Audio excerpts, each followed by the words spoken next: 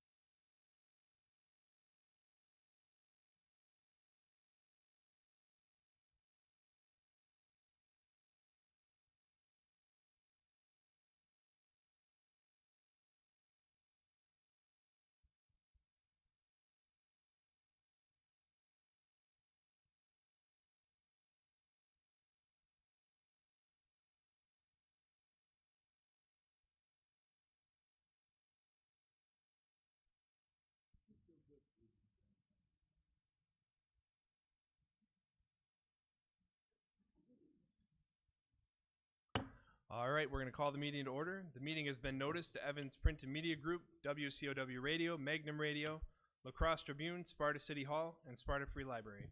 Mr. Russ, are there any changes to the agenda? I do not have any changes to the agenda. Thank you. With that, I request a motion to adopt the agenda. I'll make that motion. I have a motion from Mr. Hendricks. Do I have a second? I'll second. A second from Ms. Behrens. All in favor? Aye. Those opposed, same sign. Motion carries 7-0. If everyone would stand and please face the flag for the Pledge of Allegiance. Pledge allegiance to the flag of the United States of America and to the republic for which it stands, one nation, under God, indivisible, with liberty and justice for all. And Mr. Russ, if you could please announce our Sparta Area School District mission statement. Yes, to educate all students academically, emotionally, and socially to inspire curiosity and resilience. Thank you for that. Public input. I'm sorry, Oh, before public input, I Yeah. do want to let everybody know that Collins Burns Gilbert is joining us virtually. Colin, good evening. Hello, thank you. Thank you. Thank you for that. And then as far as public input, one versus the other, want to go first or second? I guess Mr. Gene True, if you'd like to go first. You have 3 minutes. Mr. Russ will let you know when your time is getting close. If you just want to make sure the green light's on, the floor is yours. Well, thank you.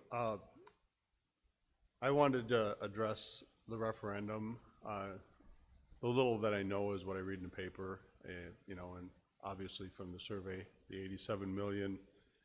I understand that we have needs in a district, and I'm sure we have needs for the 750. But I would ask that the board would consider doing what we need to do. 87 million is a staggering number, and it's even more staggering when you consider that with the interest over the term of the loan, that it's north of 140 million that we have to pay back. The other thing that I would ask of the district and the school board is that you would show full transparency and disclosure. How things are packaged to the taxpayer can be misunderstood and may not be intentional that anybody's trying to deceive anyone. You give out factual information. For example, when I look at my current tax bill, nearly 70% of my tax bill of the school portion went to debt service. That debt will retire at some day. But then to package it and say that and benchmark off from what we currently have on this current tax bill, and to say that it's going to go up 10 cents, 15 cents, 20 cents, 1,000, maybe a factual, but Joe Consumer has a car payment and he pays the car off and he goes out and buys a new car. He could say, well, I'm just replacing the old debt with a new one. Or he could say, I'm not going to buy a new one and I don't have a debt. With that being said, if this is $2, $3, $4 per 1,000 assessment, that number needs to be communicated to the taxpayers. So if it's going to cost a $100,000 home, it's going to cost $350 more a year, they should understand that number. Not, so hey, listen, I voted for the Herman Elementary referendum, and I thought it was a great idea. We're just replacing the old debt with the new one. Your taxes aren't really going to go up, and after all, we're going to get back, well, I think it was 80% from the state, and all that is true. But when we deviate from that plan, and then we find out numbers are different, but let's show full disclosure, full transparency, and let's do what we need to do, and let's meet the needs of this district. I love this community, and I appreciate what all of you do. Thank you. Thank you for that, Mr. True. And then Mr. James Rasmussen, same thing, 3 minutes. Make sure that light is green and the floor is yours. Thank you. I'm going to speak just a little bit on the in and out enrollment. I assume that's what I can't answer the question, but I see enrollment, open enrollment is on the list, item C, and I assume it's the in and out enrollment. But anyways, I wanted to speak to the fact that I have quite a bit of experience with it. And for years, this thing was running at about 3 to 1, and it has been ramping up and ramping up and ramping up. And it has always been a concern of mine, but for some reason, it always got lost in the shuffle. There was a strategic plan. I went through 2 or 3 of those. Long-range facility plan, team building, teachers' compensation model. I went through 2 of those. We get caught up in all these other things, and this in and out enrollment problem just goes away until the new numbers come out. And the new numbers now are staggering. It looks like we're in the range of about 10% of our student population, at around 350, is enrolling out. I'm glad that it is on here. However, when I think about the last time that we engaged this, or I did, was when we were going to referendum 2 years ago. And basically the comments I was hearing from some of the other people around me was, we need to get this referendum going. We can take care of this in and out enrollment stuff later. Later never came. Later never comes. So I'm asking you guys, this Board of Education, to make this a priority. I know what's on here is listed as a priority, but I mean, something that is going to be taken very serious, that you are going to put a team of people on to dig into this and come up with the answers. I know it's not going to be easy, it's not going to happen tomorrow, but we need to start. Next year could be, I hope not, but it could be worse. So with that, thank you. Thank you for that, Mr. Rasmussen. All right. Any other public input? I just received the 2. Is that correct, Mr. Russ? Okay. All right. With that, we'll move to item 2A, Board of Education meeting online viewership. Mr. Russ. All right. Ms. Wilcox wanted to be here but had a family commitment that she couldn't make it, so I said I would give that presentation for her.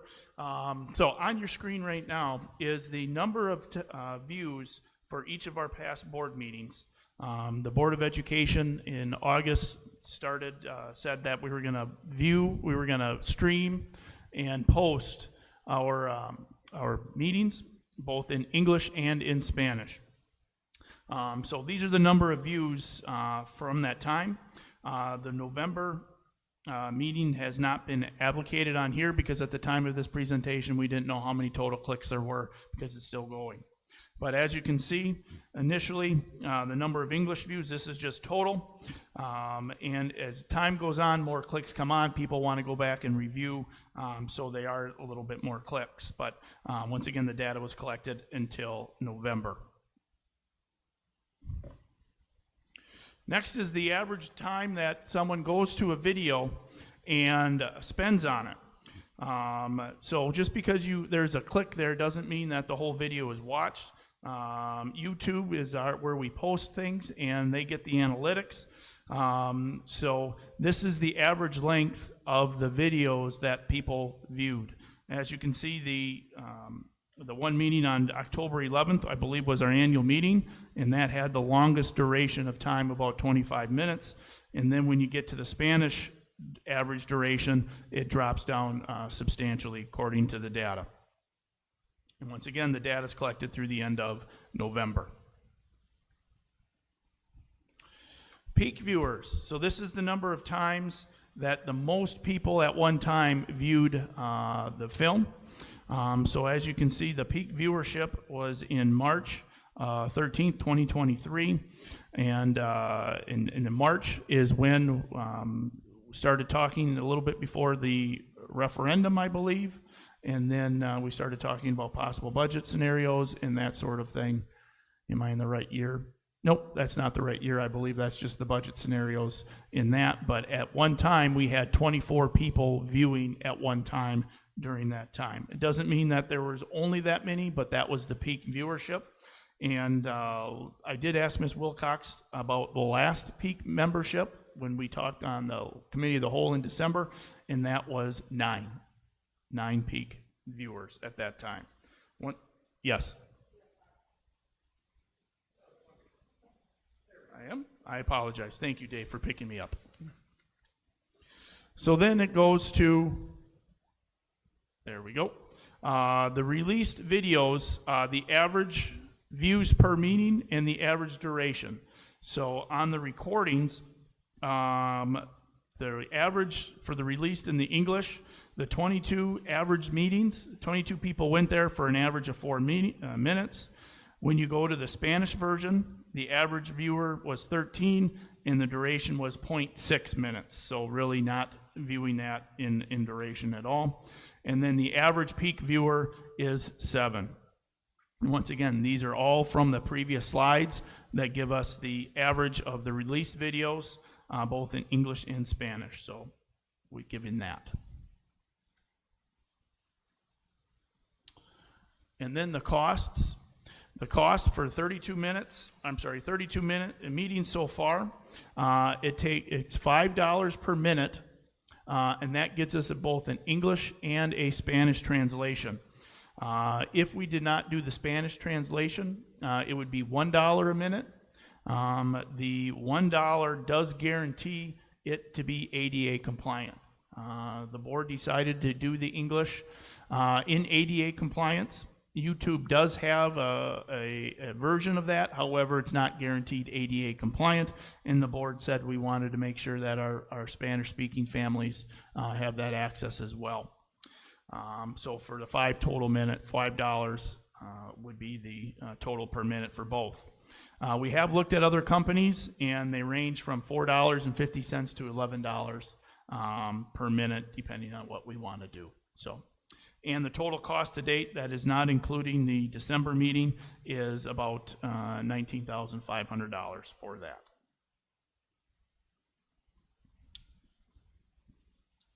Is there any questions on our online viewership?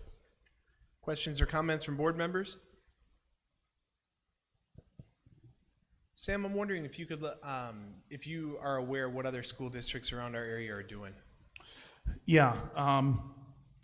Toma is the only one that does not stream meetings. Bangor, West Salem, Holman, and Onalaska do. Those are the chart that I have. We are the only ones who pay for closed caption service and in multiple languages as well. The rest of them use YouTube, and they use that YouTube closed captioning as their default, and no Spanish translation or anything like that. The YouTube, it does very clear say that that's not 100% ADA compliant. They do the best they can depending on the audio feed and that sort of thing. And as far as I understand, they haven't dealt with any lawsuits or anything. Not to my knowledge. Thank you. Any other questions or comments from board members? Go ahead, Mr. Hendricks. We've discussed this quite a bit, and I think we all agree to the importance of making this type of service available if we want to encourage more community participation and awareness. But given the statistics and the really the low participation in the recorded video portion of it,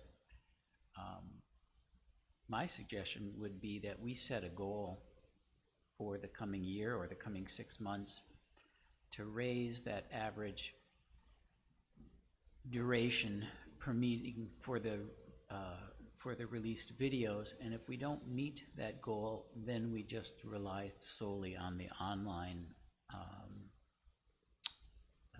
viewership and not continue to invest in the recorded and the translated versions. But that would be my suggestion. Not that we cut it off now, but that we set a goal and say, hey, we've got to bring this up to an average of 10 minutes per viewer or something like that. And if we don't reach it, and in the meantime, maybe we need to do a better job of advertising that it's available and do a little bit more outreach. But if we don't improve this average, I just don't think it's worth the investment. See, and actually, I was going to go a step further, and Mr. Gonke, you might be able to help me with this. But as far as I understand it, right now you're live streaming on YouTube, correct? Once the live stream is done, you could post this video immediately, correct? Like you could end the recording and post it to YouTube immediately? We could do that, yes.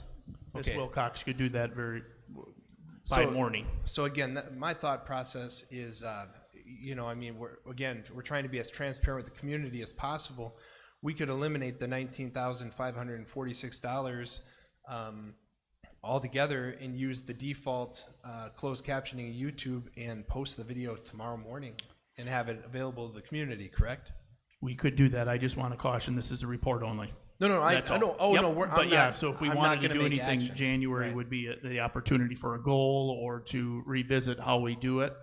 January, we could put in an action item on the committee of the whole Yeah, as well. so- I just want to caution and make sure that we're Yeah. not making any decisions tonight. But no, so I'm just saying, essentially, we could continue recording, we could continue posting, reduce the entire cost of it, and still make it available to the community and use the default, just reduce it by $19,000. So just a thought, something to think about, and we can, again, if that's interest, we can do that as a board. Any other comments from board members? Go ahead, Ms. Lopez. Thank you for that, Mr. Schulze. Whether we keep the $5 per minute ADA compliant English and Spanish translation, go with the $1 per minute English ADA compliant closed captions, or just post it and allow YouTube to continue, or allow YouTube to do the translations that are not ADA compliant.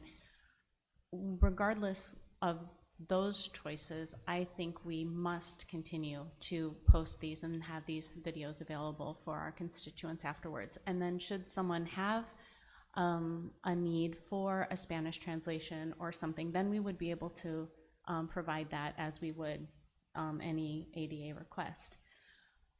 I cannot tell you how many times I would have people reach out to me and say, where's the video? It says the live stream has been removed by the host, or the video has been removed by the host prior to us posting these on YouTube later. I have people saying also, why is it taking so long to get posted onto YouTube? But they're glad that it's on there. So that's just my 2 cents on that matter tonight. Thank you. Any other questions or comments from board members on this matter? I got one thing to add there. Go for it, Mr. Burns-Gilbert. Yeah, I just appreciate the conversation and looking at this data too. This is really helpful. I think one piece that definitely want to have future conversations, but want to also see kind of how we are sharing the new tool with our Spanish-speaking communities and some of the different local businesses and pockets of families that we can connect with. How has that been shared? Just want to kind of revisit what we've done and similar to what's been said, maybe make some more informed steps moving forward in those paths to kind of make it more helpful for everybody. So thank you.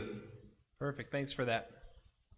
Mr. McKenna, go for it. Yeah, I just have one thing to add, and I'm going to piggyback a little bit on what John said. We can make the best decisions, community-focused, trying to drive the district forward as we possibly can on this stage, and if no one knows, it's kind of like the tree that falls in the forest and nobody hears it. I don't know that I really care which version we go with, but let's put it out there and let people know what's going on.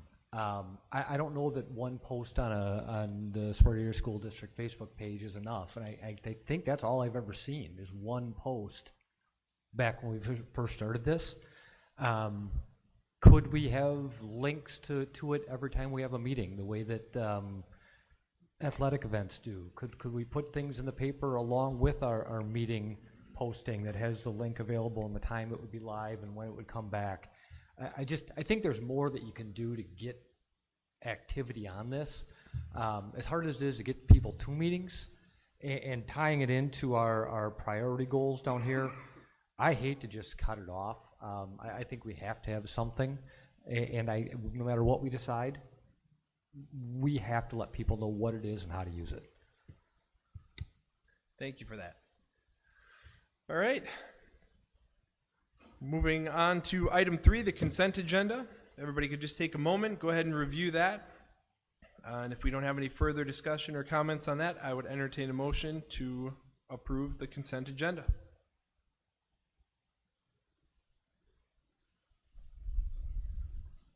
I move to approve the consent agenda as presented.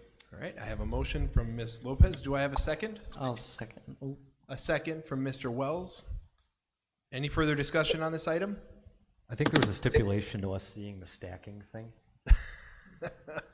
Right. There you go. Love it. All right. Roll call. Mr. McKenna? Yes. Mr. Hendricks? Yes. Ms. Behrens? Yes. Mr. Schulze? Yes. Ms. Lopez? Yes. Mr. Burns Gilbert? Yes. Mr. Wells? Yes. Motion carries 7-0. Item 4A, discussion and possible action to approve an operating referendum in the amount of $750,000 for 2 years in April of 2024. Mr. Russ. Yes, this was coming out of the Committee of the Whole, and before I continue, I do want to let everyone know that Clint Selly from Bray is here, and Jason Plant is also here from Markin and Johnson to answer any questions or anything like that that may have as part of our team. Coming out of, I just had two slides that we wanted to add. And once again, I want to thank Ms. Hauser for putting all the data together and moving forward this process to make sure everyone's as informed as possible. This is the example of the spreading of the funding over 4 years for a successful April $750,000 operating referendum. We did talk about the use of fund balance to lessen the amount of reductions, but even with a $750,000 operating referendum, we would look at having reductions in the upcoming year with the use of fund balance. The next slide I wanted to share is the same slide that we used it before. If we did not have a successful operating referendum in April or did not go to referendum in April, one way the board could reduce the amount of expenses reductions is the use of fund balance. In this case, it's almost 2.4 million, and that would pretty much drain our fund balance down to that 18%, and we'd still have about $1.5 million worth of reductions. So, pending any questions or anything like that, Mr. Schulze, we're up for discussion and possible action. Questions or comments from board members on this item?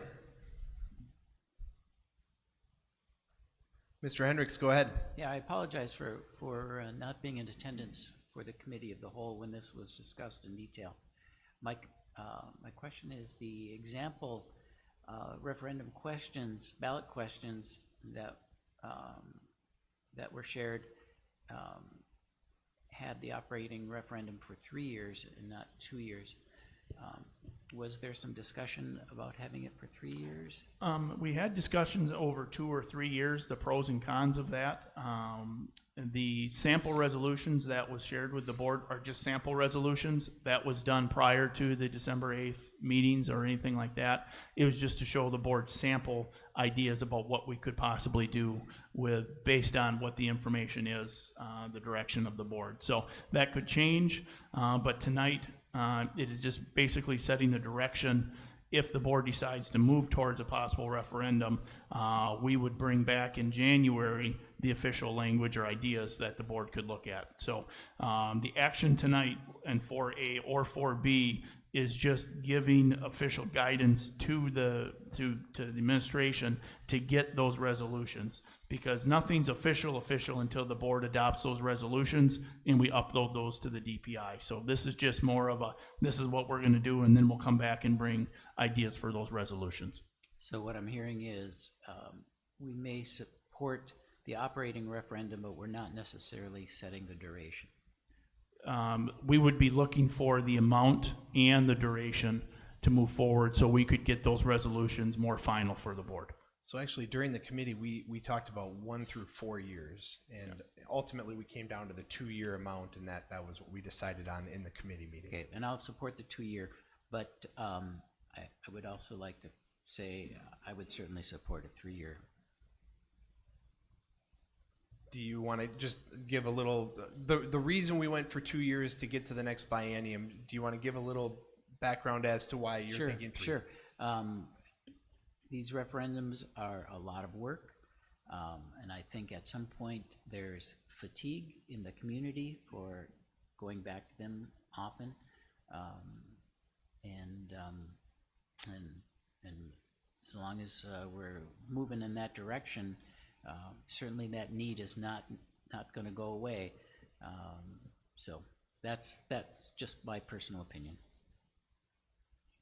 I think part of it too, when we were talking, was the thought process of a 1.5 million over 2 years compared to a 2.25. When we were looking at a holistic view of how they were saying money, am I right in that? I mean, that was kind of part of the discussion process. I don't know how big of a deal that really is or not. I think it was just looking at the perspective from my standpoint, was getting through the biennium and getting to that next budget cycle. Yeah, we talked about the unknowns of the next biennium cycle. This is the operating over 3 years. That assumes the $325 per pupil, which shows that we're still looking at about $1 million in reductions over 3 years and draining our fund balance. With the new biennium budget, possibly, and then, in Act 141 going away, and the potential to get up to additional revenue is something that may happen. The last biennium was an $11,000 low revenue ceiling.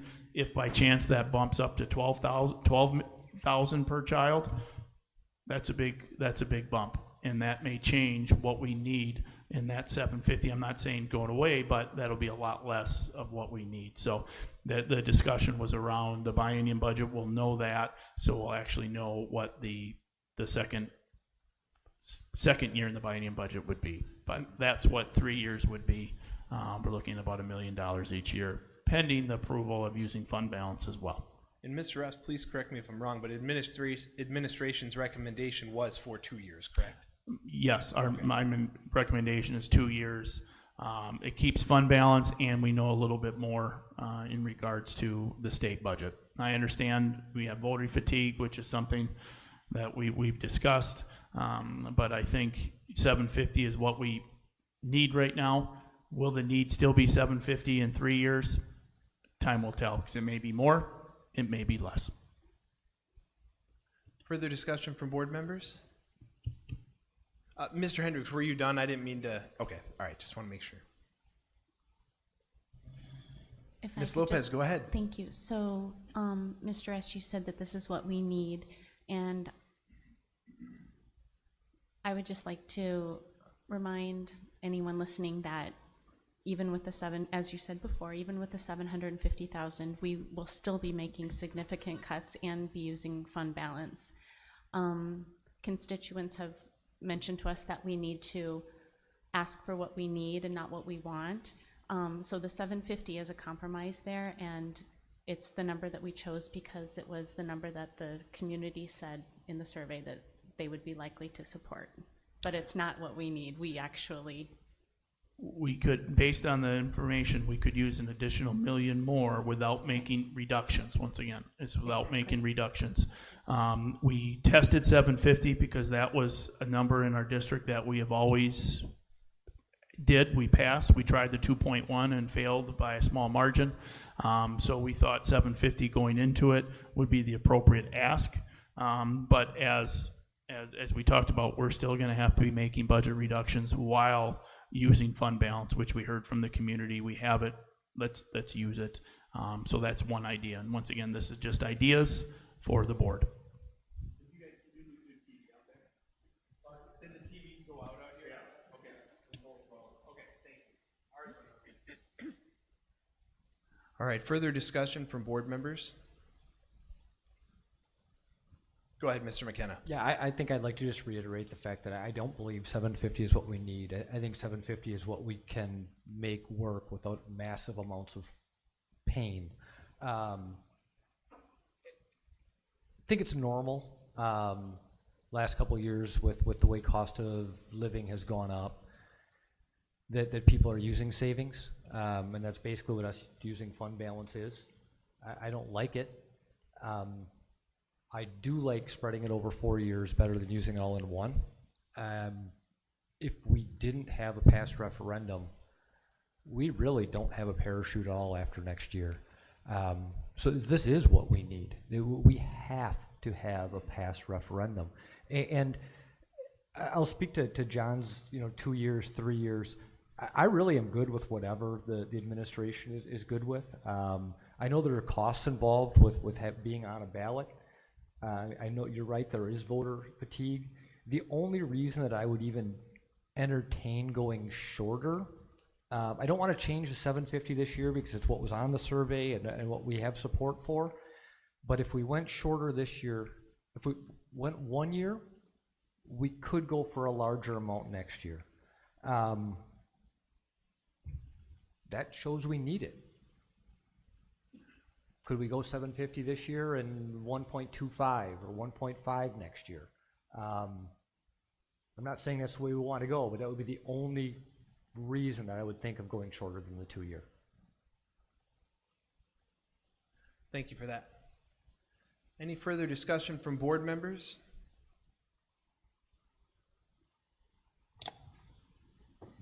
I can add some piece. Go for it, Mr. Burns Gilbert.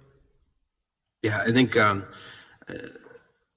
from my lens, the operating referendum right now is kind of that piece of how we take care of our people and the programs and like the staff and the students and families. That's they're going to feel that impact right away. And I think knowing that, kind of talking through those different variables last week and reading through some of the different pieces, to me, it makes a lot of sense to put that on there in April. I like the 2 years because of that biennial budget alignment. And then I think if we can articulate maybe a long-term operating referendum plan, I would definitely be open to expanding down like 3 or 4 years. I was possibly going to recommend a 4-year tonight, but I'm still leaning towards 2 years just because of that uncertainty down the road. But it isn't going away. And so I think that's how can we articulate that need now, but also project into the future so the community can understand if we're going to keep passing $750,000 referendums for the next 20 years, we're going to get further behind the districts next to us.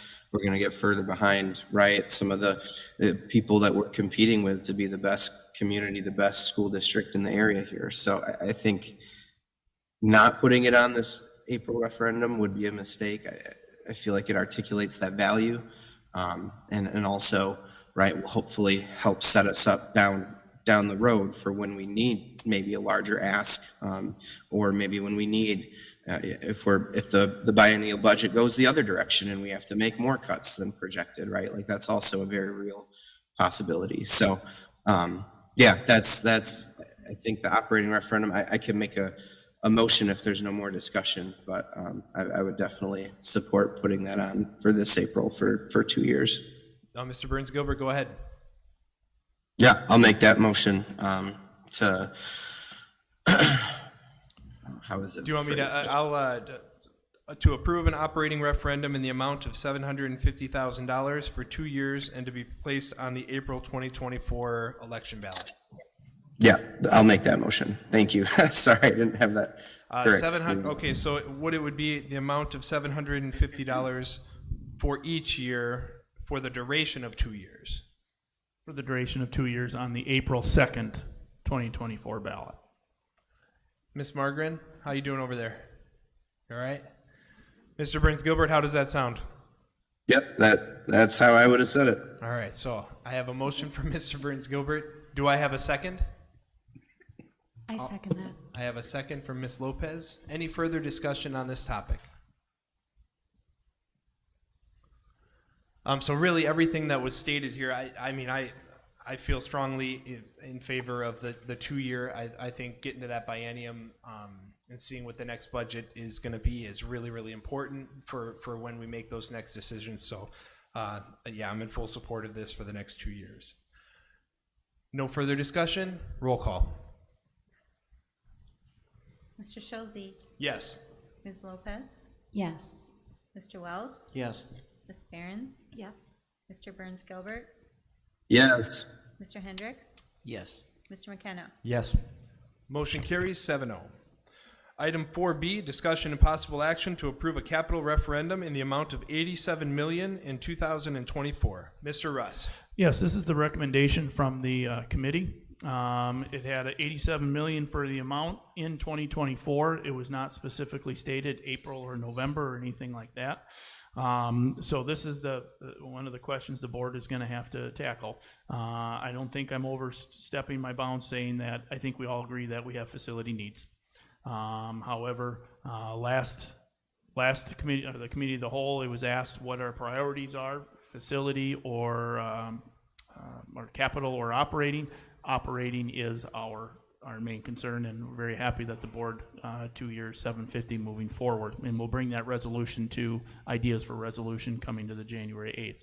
So now it comes to, do we go? When do we go? If we go in April, or basically, I think April is the question now with this facility. So I know we've talked a lot about giving you information, but we don't have any specific slides on these. So Mr. Schulze, just open up for discussion. All right. Any questions or comments from board members at this time?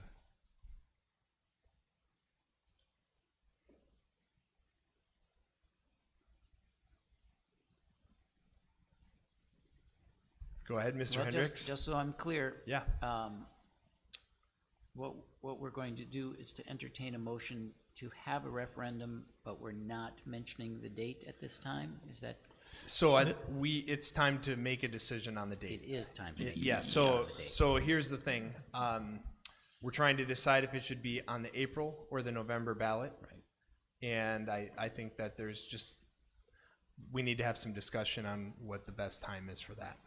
Well, as long as I've started to talk, I'll continue. I'm weak on doing this and running both of them in April.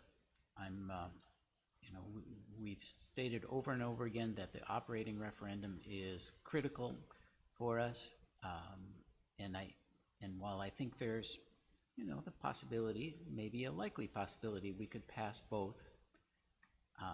I'm not that much of a gambler, and I always, my mantra is don't gamble more than you can afford to lose, and I'm afraid that this is a gamble in which we could stand to lose both of them and not have an opportunity then to recoup and try again for another year.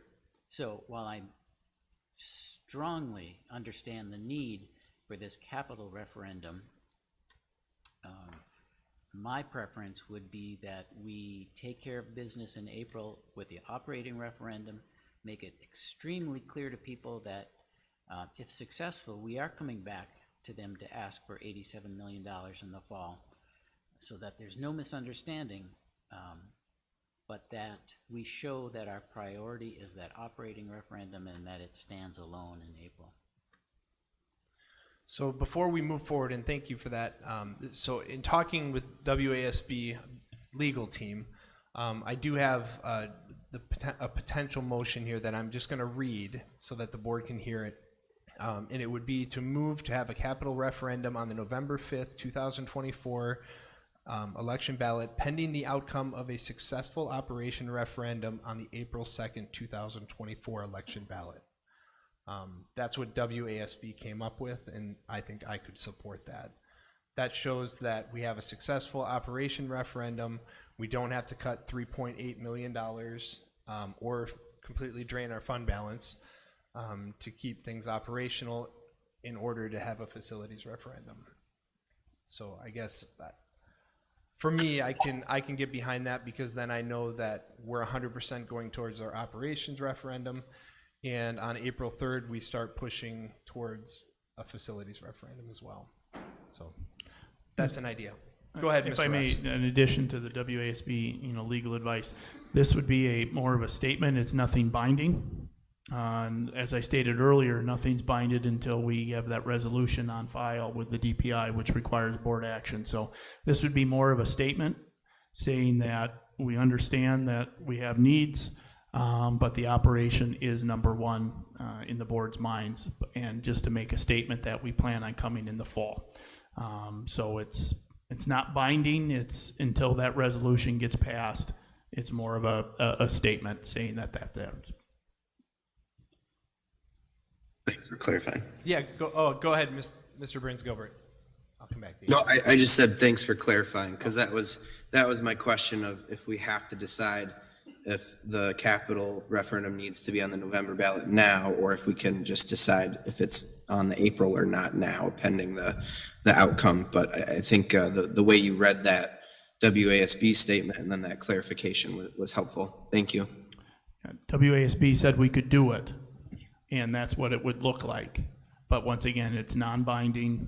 It's more of a statement that we're moving. The plan is to move in November. Doesn't mean that it binds the board to do that, but it's a statement.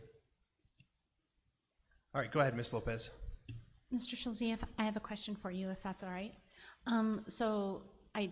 In a comment, I think that could be very valuable because it is very transparent to the community. It's literally saying, if this operating referendum passes, that's our next step. But does that become part of the operating referendum ballot language? Or is this just a statement completely separate It's from that? completely separate. Yeah. Okay. Yep. Yeah, the resolution would only be, The resolution. assuming that there'll be two questions. There'll be one for operating, and then the second question will be capital if the board decides to do that. So we won't mix in between. Thank you. Well, wait, where's my question? Oh, that was easy. Yeah. All right. Got it. Thanks, Sam. Any further questions or comments from board members? Yeah, Go ahead, Mr. Wells. I mean, I think we're having cold feet here.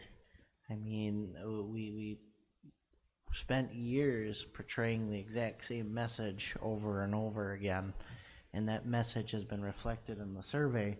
And the only reason why we're frankly doing $750,000 on the operating side is because we wanted to reflect the survey. So I'm kind of seeing mixed messages here in terms of what we value and what we need to do versus want to do in the individual sense. I mean, we know what needs to be done for our kids, right? And I think it's crazy that we're ignoring all the messaging that we've said to the community. Because I mean, even though this resolution's transparent, as much as we want to scream it through the rooftops, how many people are going to hear it? Everyone got a survey in their mailbox, right?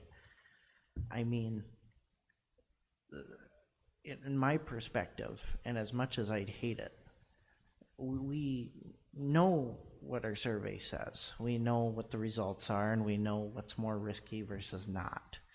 And frankly, the state gives us a certain amount of tools, and we use those tools to make our district the best that we could possibly be.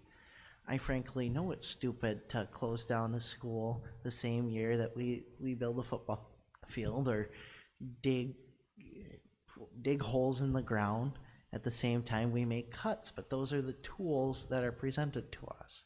People understand, frankly, brick and mortar, windows and all that better than anything else, and my fear is that if we have both fail, or if we have operating on the front end, even though we value it more as a board, if we have it on the front end, I fear that we make the risk of losing both.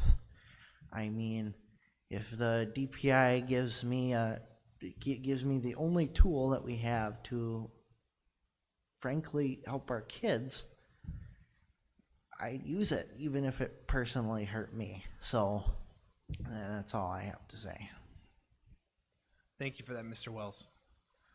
Any other discussion or comments from board members at this time? Go ahead, Mr. McKenna. I said too much at the committee meeting, so I wasn't going to say anything, but I really appreciate your perspective, Todd, and I agree. We are listening, I am listening to portions of the survey. I like your analogy of tools. I can tell you I work with people all day, every day, who use their tools much differently than I would. Not every district, we're all given the same tools. Not every district has the same community. Not every district has the same support. We are building that. We're trying to get to that 7.5 that the school perceptions person was saying. I don't think we're there. We're at 5.08. I'm not saying I don't want an operating referendum. I don't think any of us are. Or a facilities referendum.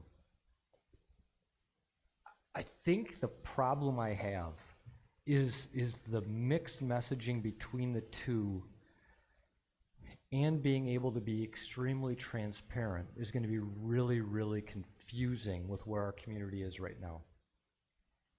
I mean, we have people who watch our meetings for 0.6 minutes. They have no idea.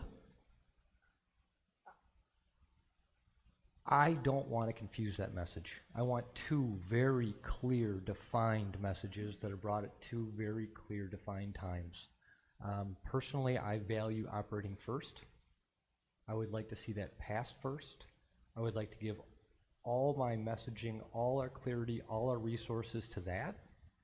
When that box is checked, I'm ready to move on and do the same thing a second time. Thank you for that, Mr. McKenna. Any further comments or discussion from board members at this time?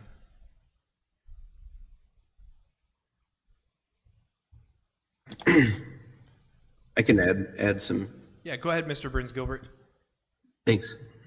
Yeah, I think similar themes, so I'll keep it short and not repeat. But I do think that the risk we run by running them both at the same time, that risk is greater than waiting 6 months for the facilities, especially knowing that, you know, some of our more urgent facilities issues, right, like the roof at the high school, for example, still wouldn't necessarily be solved until a few years down the road, right, once that timeline plays out, which, by the way, again, those slides were super helpful to review this week with the why now and those timelines, so thank you.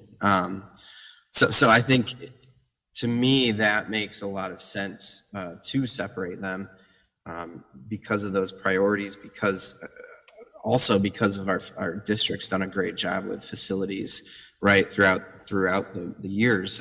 To me, if this whole thing, not the whole thing, right, because our community got support for 87 million, but if this passes, or when this passes, hopefully down the road or whenever, we might not need another capital project for 60 plus years, right? And so I guess, to me, when I see that dual message, or I see those community, especially with the next topic later on in the agenda of possible focus areas of community engagement, like I think by having us filter in and have that very clear direction from, you know, this moment moving forward, right, we can articulate that to the stakeholders, and then that will, in theory, increase those chances for both operating as a standalone and then the facilities, which, you know, folks are able to wrap their heads around that a little bit more with that more tangible stuff, right, brick and mortar. So, yeah, I think that's kind of the route that I would go at this stage. I do know also, though, like, part of the reason why that direction is appealing is because we won't get all of those, what was it, 140, $150 million projects in. And some of those are really, really also high priority needs, right? For our students, for our community, some of the impact that our programs are having, and to set them up for success after graduation. So I also don't necessarily see a problem with delaying 6 months to make sure that we get a solid foundation to then also possibly build the long-term capital engagement plan, merge it with our facilities, our long-term facilities plan, to really kind of map that out. What's that going to look like over the next 5 or 10 or 15, maybe longer years, so that we can include the community in every step of the way. So that's where I'm at. I think that the issues that definitely were risen, less buying power, right? I think some of those pieces come into play. I'm a little uneasy with the asking, 54 cents in April versus $1.66, I think is what it would be in November. So some of those are causing me to hesitate, but I also feel a little bit better with this route because the facilities referendum did test positively with the community, right? It was 54, I think, percent. So it was more warmly received to the community than the operating would rather, have more time to really show those needs and articulate, how much safer Southside is going to be, how much safer Meadowview is going to be, right? Like those are very clear needs. And in addition to all the red things, right? We don't want our people having to climb up in ceilings because of the sewer pipe burst again. We got to fix some of that stuff. And I hope that by separating, we communicate the importance of the operating, but also then set us up for not only that 87 million, but how can we engage for the long term too? So.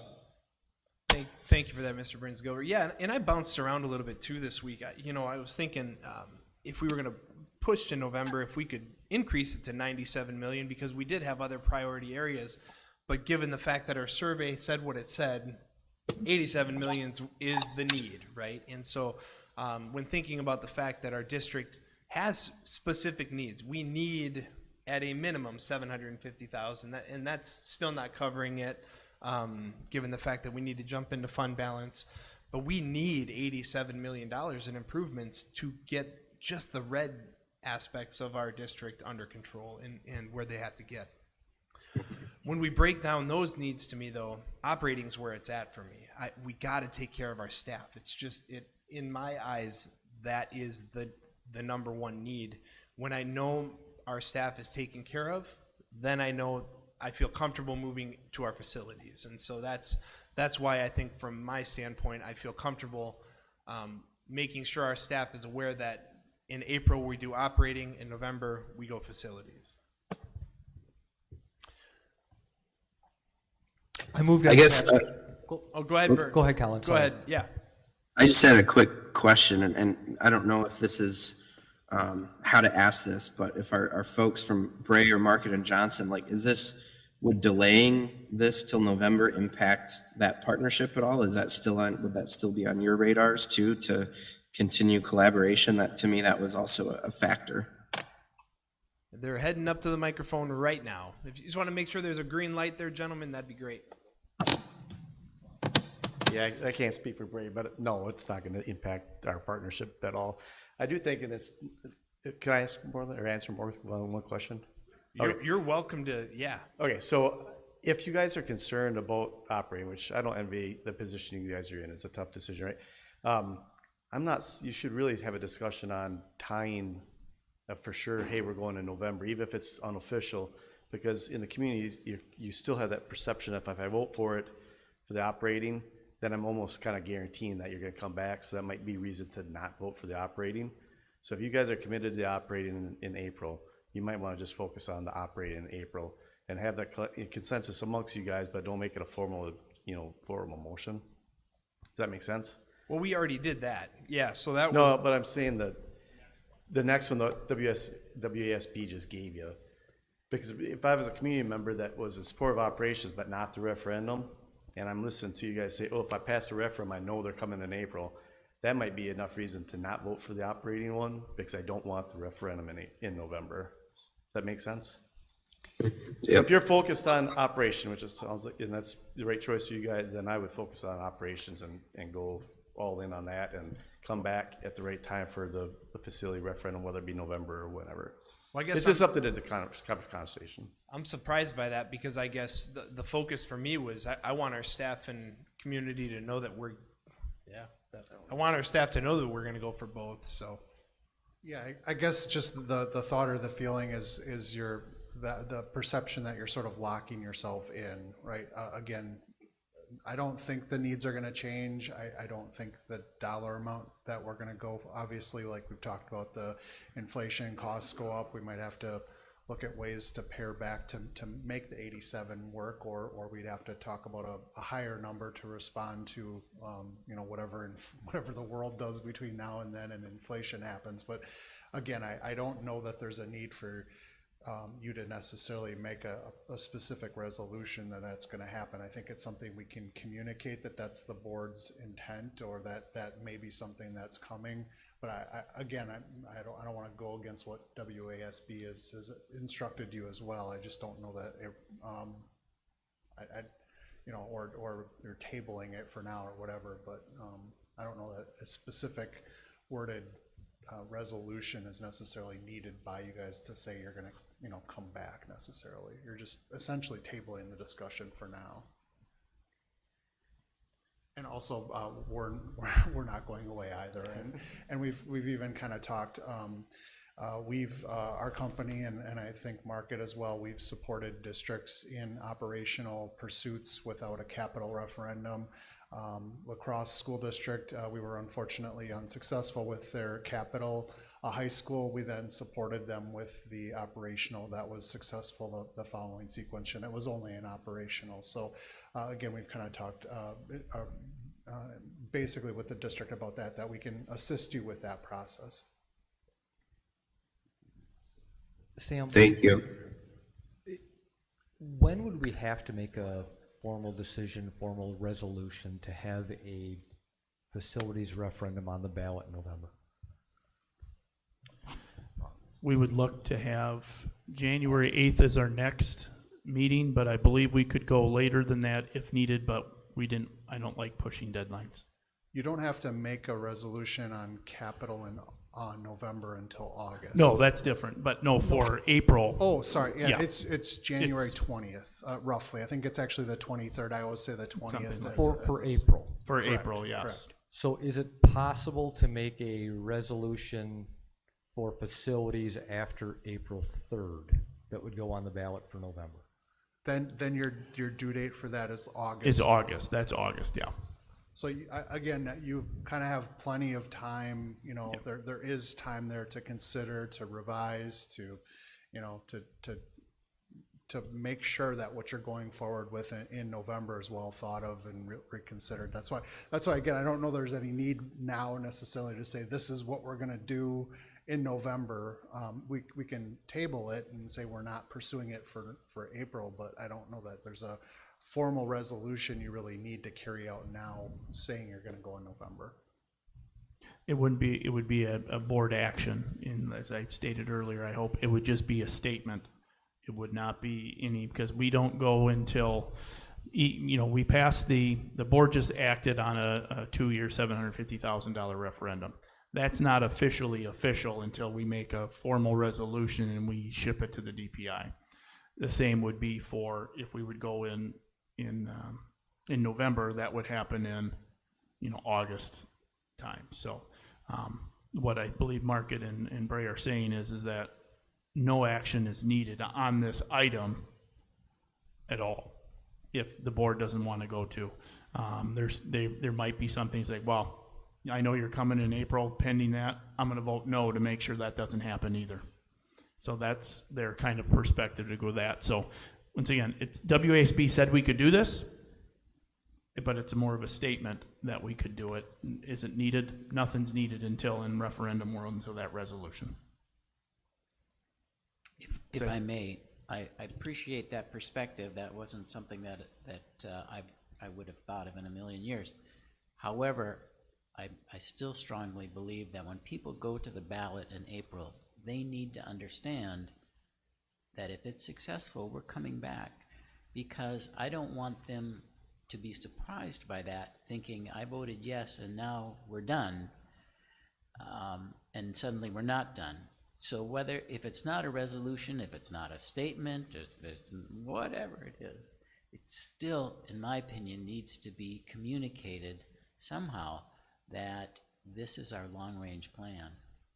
Well, and I think that's where I'm coming from. I think that's why I'm kind of miffed right now.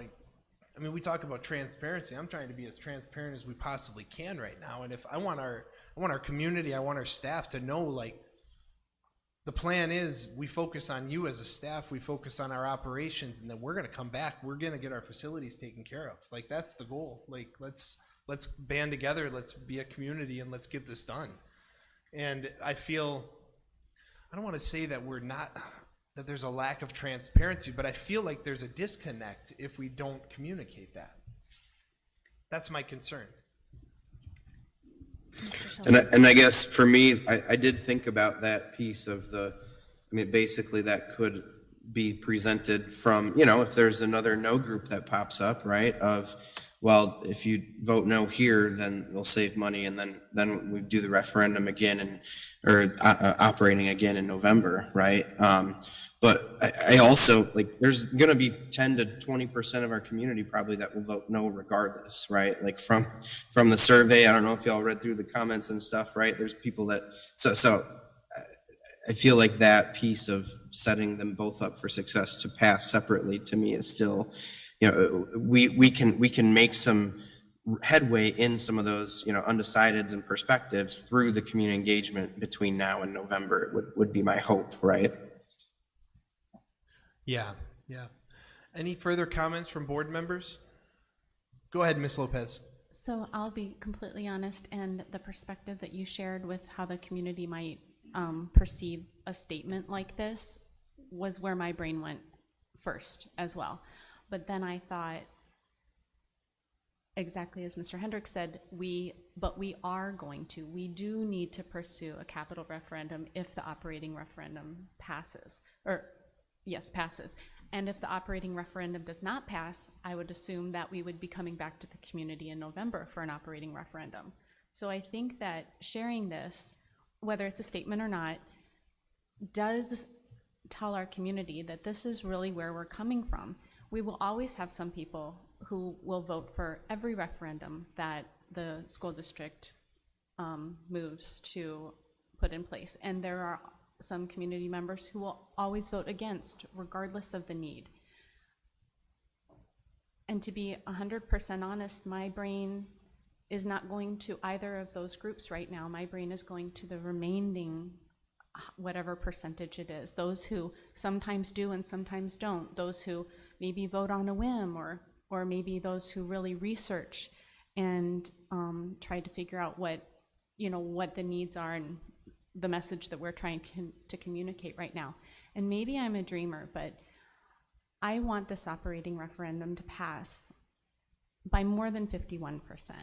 But then when we come back, I want our community to see that we as a board are caring for them, are aware of the impact that we are making on their taxes, on their bottom line, on their dollars, on their pocketbooks, and that we can continue to build trust and a relationship with them, so that when we come to the capital referendum, it's not a 50-50 split or a 54, I would love, this is where I'm dreaming, I would love for the community to really rally behind our school district. And I appreciate what Mr. McKenna said. I don't remember if it was this last election time or the previous one, but we want Sparta to be a destination district. We want people to come here for our facilities, for our programs, for our staff, for our students.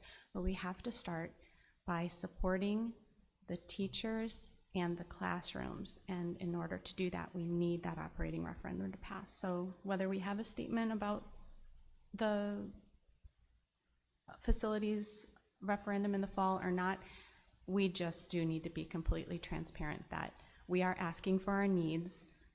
We have made cuts. We have considered all options. We are using our savings, and these are the things that the community members have shared with me who were previously opposed to the referendum, that these are the important things to them. We are taking these steps and we are doing the things that they have asked us to do, and we need the community to rally with us as much as possible, as much as they are able. And our kids need it, our community needs it. So thank you for your time, everyone. I appreciate that. Thanks, Ms. Lopez. Mr. McKenna, go ahead.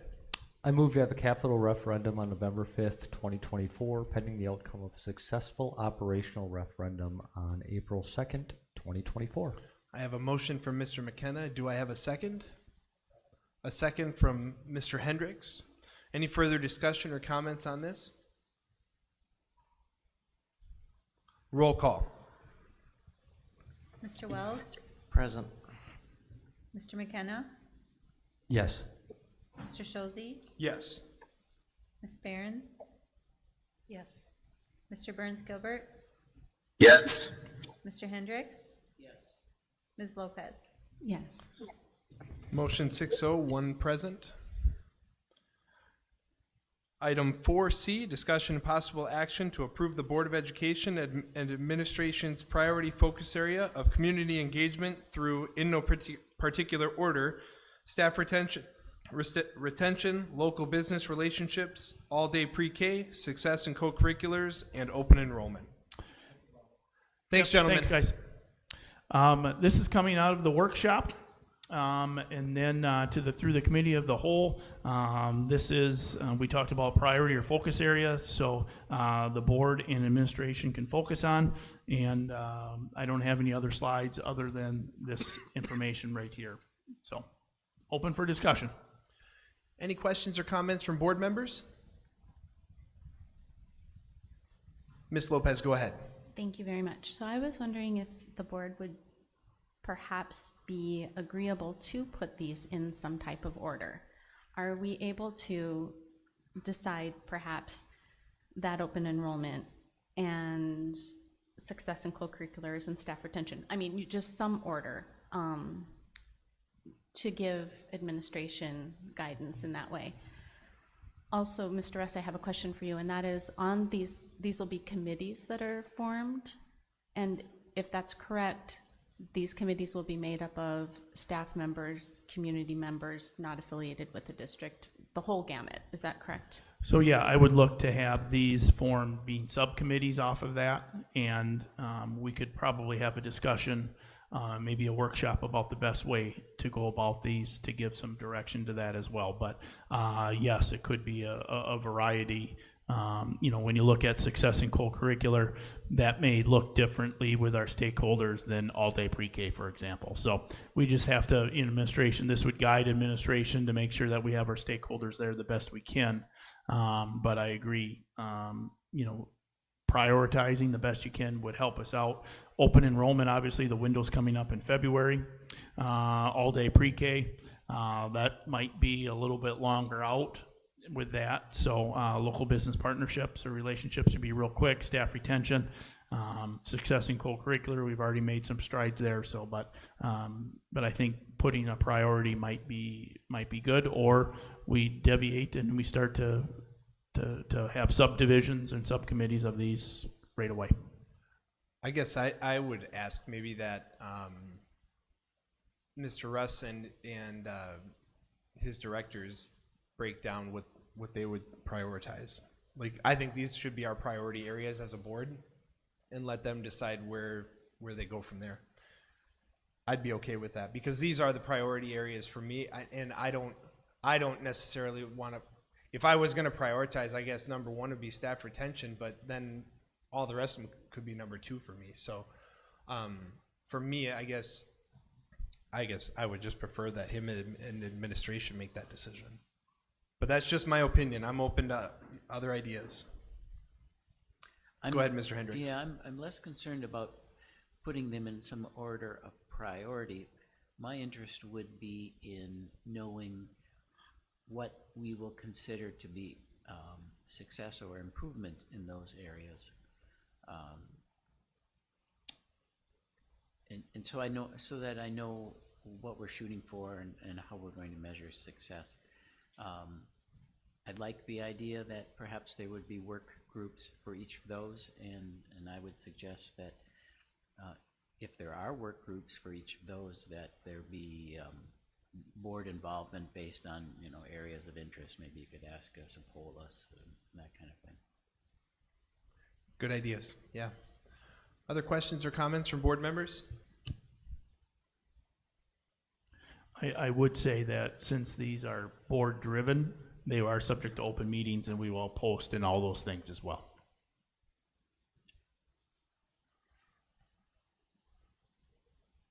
All right. To approve these priority focus areas. All right. I have a motion from Mr. Hendricks. Do I have a second? I'll second. Second from Mr. McKenna. Do I have any further discussion on this topic? Roll call. Mr. Burns Gilbert, Yes. Mr. Hendricks, Yes. Mr. McKenna, Yes. Mr. Wells, Yes. Ms. Lopez, Yes. Mr. Schulze, Yes. Ms. Behrens. Yes. Motion carries 7-0. Item 4D, discussion and possible action to approve grants and donations. Mr. Russ. Yes, very excited to bring a number of donations for your approval, over $1,000. Market and Johnson, we had the presentation about the enclosed trailer. We have that, and we got the donation, so that was very generous. And then we have generous donations to the backpack program from the Bernstead Family Foundation, Sparta Chris Kingram Market, Herman Elementary School PTG, and John and Cheryl LaCourse. Thank you to all of those, for all of those donations. I'd entertain a motion to approve those. I make the motion to approve all grants and donations as presented. A motion from Mr. Wells. Do I have a second? I'll second. Second from Mr. McKenna. Do I have any further questions or comments on this? Roll call. Mr. Hendricks? Yes.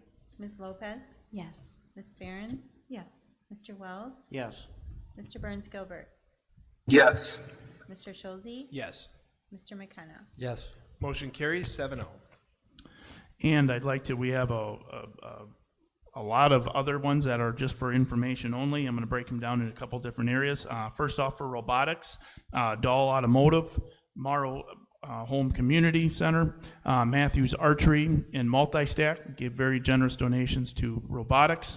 And then to sales and tools for schools, we have Dependable Solutions, Riverbank, Schultz and Associates in the board store.